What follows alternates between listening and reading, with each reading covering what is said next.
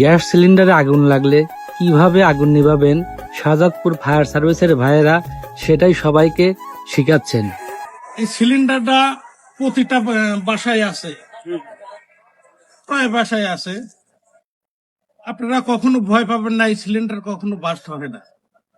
ধরেন এই গ্যাস পাইপে আগুন লাগিছে, আমরা কিভাবে নির্বাপন করব সেই জিনিসটা আপনাদের দেখাচ্ছি।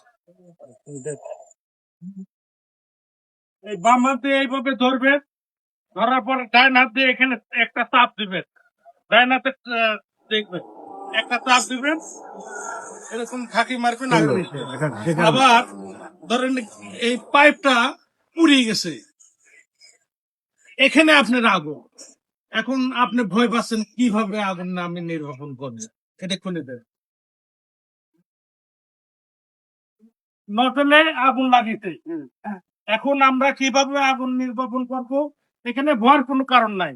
আপনার সামনে থেকে হাত দিবেন না, হাত পুড়ে যাবে।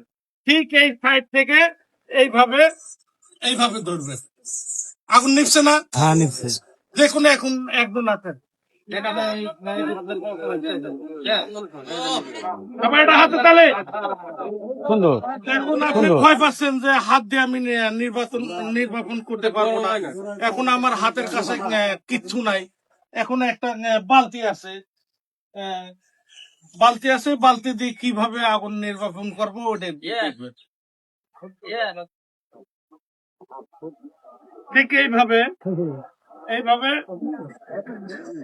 নিচ্ছে না, ব্যবহার করে। আপনার কাছে বালতি নাই, দেখা গেল ঘরে থেকে এটা কম্বল কিংবা পাটের ঝালামালা এটি ভিজাবেন, ভিজায় এটি আপনি উড়াবেন, কিংবা এই জায়গা আপনি শক্ত করে একটা বাড়ি দিবেন, বাড়ি দেওয়ার পরে আগুন নেবে।